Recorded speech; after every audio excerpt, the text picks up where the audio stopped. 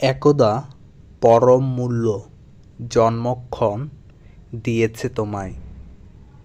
আগন্তুক রূপের দুর্লভ সত্তা লোভিয়া বসেছ সূর্য নক্ষত্রের সাথে দূর আকাশের ছায়াপথে।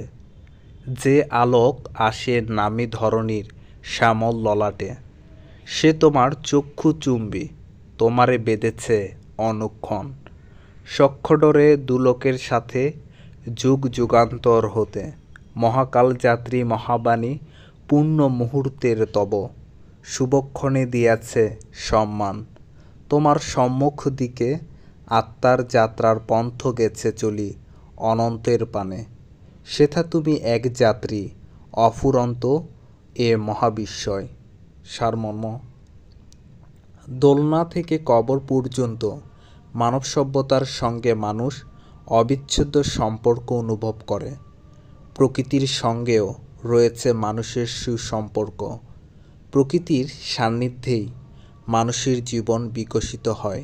কিন্তু এই অবিচ্ছেদ্য সম্পর্ক থাকা সত্ত্বেও মৃত্যু পথযাত্রী মানুষ সঙ্গীহীন।